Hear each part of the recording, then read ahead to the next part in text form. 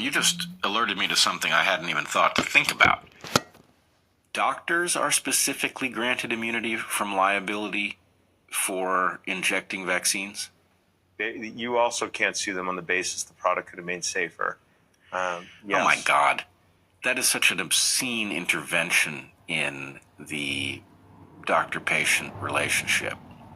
Right? When my doctor says, I think your son ought to have this vaccine, I don't know that actually he has nothing to worry about. And now that you say it, of course, but it just seems like your doctor should say, you should know I have immunity from liability. However, I do think your child should have this vaccine. And then you would have some proper way of calibrating the recommendation. It's like, oh, you're off the hook.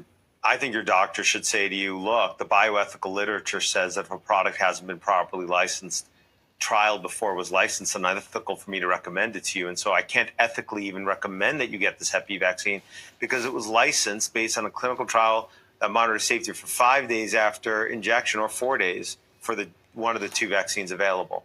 That's what they really should say. Oh, absolutely. A doctor should say, no, this is an insane experiment to run on children, and health does not come from intervention. It comes from proper developmental environments, which doesn't deny the existence of pathogens or the potential for a vaccine to have a positive effect. But in this case, you'd be nuts to do it with your child who is otherwise in good condition. Of course, you and I both know what would happen to any doctor who decided to do that. Right. And the doctor should also say, if they're really going to start saying, they say, look, and by the way, when the Institute of Medicine was commissioned by the CDC and paid by the CDC to review over 20 of the most commonly claimed serious injuries from Hep B vaccine, the IOM said, we can't tell you whether the vaccine caused it because you haven't studied it. That was what the Institute of Medicine said, National Academy of Sciences.